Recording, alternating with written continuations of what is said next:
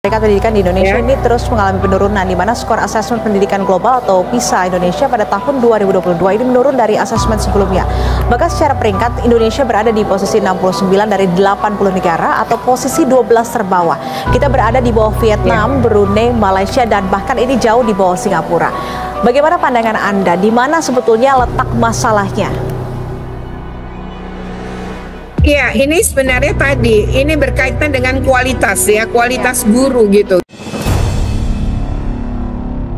Assalamualaikum warahmatullahi wabarakatuh. Bismillah, alhamdulillah, wassalatu wassalamu ala rasulillah, amma ba'du.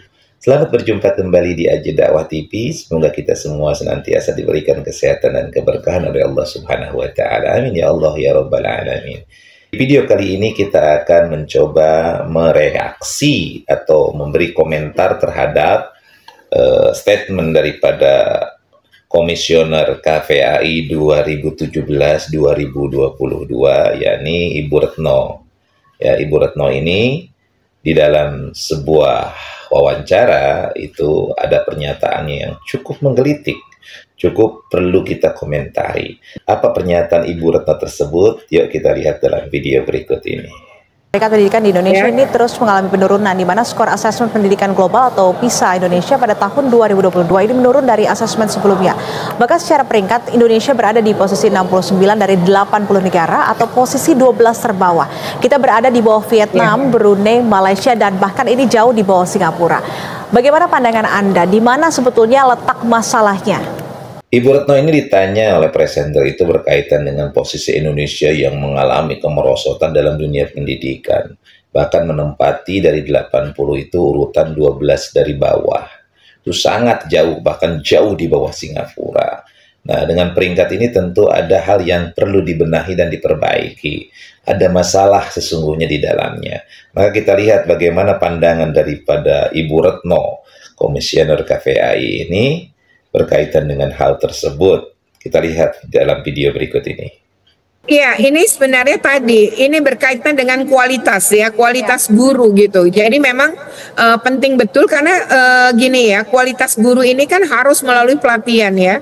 Kalau misalnya guru yang dari 50 misalnya guru yang nggak berkualitas 5, itu kemungkinan salah si guru. Maksudnya dia minoritas, kemungkinan dia malas gitu. Tapi kalau dari 50 gitu ya, yang nggak berkualitas 45, maka sebenarnya ini struktur, bahwa ini ada sistem. Jadi kalau kemiskinan ada struktural ya, kemiskinan itu seperti itu. Sebenarnya guru-guru juga gitu. Nah di sini hanya pemerintah pusat yang punya anggaran untuk melakukan pelatihan guru. Sementara kalau kita ngelihat ya, itu pemerintah daerah minim betul menganggarkan peningkatan kualitas guru melalui pelatihan.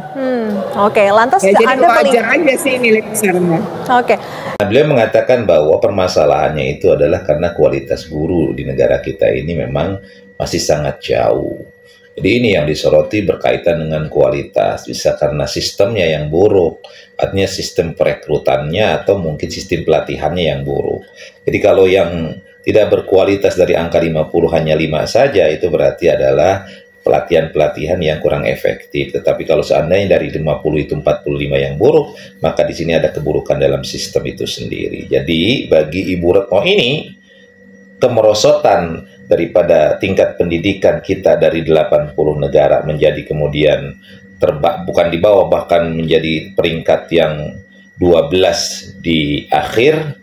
Artinya kalau 12, 80 kurang 12, sekitar di angka 68, ya, 68, urutan 68 itu tentu, kata beliau ini masalahnya adalah di dalam kualitas daripada pendidik. Nah, pertanyaannya, apa memang benar para pendidik di negara kita itu seburuk itu, serendah itu kualitasnya, atau ada hal lain sesungguhnya? Nah, kalau kita lihat itu kan namanya pendidikan itu kan ada beberapa hal yang harus dipahami. Tentu kalau dalam mendidik itu ada betul kualitas guru itu tentu sangat mendukung untuk kualitas sebuah pendidikan.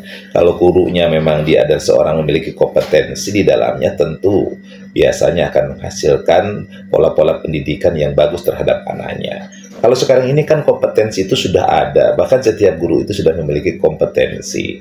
Jadi kalau ditanyakan kualitas tentu orang sudah berkompetensi itu berkualitas ya, kalau kita lihat seperti itu. Lalu yang kedua adalah, yang harus dibenahi adalah kurikulumnya, kurikulum nasionalnya. Lalu yang ketiga adalah bagaimana membangun sinergi antara sekolah dengan anak-anak didiknya, dan kemudian membangun sinergi antara sekolah dengan orang tua, membangun sinergi antara sekolah dengan lingkungannya. Karena kan pendidikan ini tanggung jawabnya kepada 3 tempat sesungguhnya, yakni orang tua, sekolah, dan juga lingkungan masyarakatnya. Nah, kita lihat apakah orang tuanya ini kemudian juga memberikan pendidikan dan pengajaran yang bisa mengimbangi sebagaimana pendidikan dan pengajaran di sekolah, atau justru tidak sama sekali memberikan pengawasan terhadap anak-anaknya, atau mungkin lingkungannya tidak mendukung anak-anak ini untuk menjadi anak-anak yang berprestasi, sehingga kemudian pendidikan kita mengalami, boleh dikatakan, kemerosotan peringkatnya, dikarenakan mungkin dari ketiga faktor ini yang tidak bersinergi. Jadi orang tua, sekolah, dan lingkungan tidak bersinergi. Jadi Bu Retno tidak boleh juga menyalahkan tentang masalah pengajarnya yang tidak berkualitas, karena kalau kita lihat kan sekarang ini para pengajar di negara kita ini sudah berkompetensi, sudah melalui uji kompetensi. Maka tentunya yang bijak adalah melakukan penelitian lebih mendalam lagi, kemudian mengkaji daripada 3 sisi ini, mengkaji tentang orang tua, sekolah, dan juga lingkungan, dan yang terakhir adalah tentang kurikulumnya. Mudah-mudahan video ini bermanfaat. Allahumma fiqhil aqwami thoriq. Assalamualaikum warahmatullahi wabarakatuh.